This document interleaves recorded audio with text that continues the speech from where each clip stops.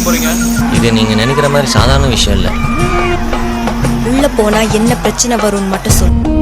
ரொம்ப அபூர்வம். கணவன் மனைவி மட்டும் வர்றது, சேர்ந்து வருவாங்க. ரொம்ப யாருக்கும் கிடைக்காது. கணவன் மனைவியோட கோயிலுக்கு வர்றது பெரிய பாக்கியம். சரி, என்னங்க பண்றது, என் சம்சாரம் உடம்பு முடியல, வரல, என் வீட்டுக்காரர் வரல, பரவாயில்ல, தப்பு கிடையாது. ஆனா கணவனோட மனைவியோட பிள்ளைங்க சேர்ந்து வராங்க பாருங்க, அது அதை விட பெரிய புண்ணியம். இல்ல வித்தியாசமா இருக்கும், விதிவிலக்கா இருக்கும். அம்மாவும் வராது, அப்பாவும் வராது, பிள்ளைங்க மட்டும் கோயிலுக்கு வரும். இவங்கெல்லாம் போன ஜென்மத்துல புண்ணியம் பண்ணவங்க. அப்பா குடிகாரனா இருப்பான், இல்லை கடவுளே இல்லைன்பா, அம்மா கோயிலுக்கே வர, டிவிலேயே உட்காந்துருக்கோம். ஆனால் புள்ள சிவபூஜை பண்ணுவான் பாரு.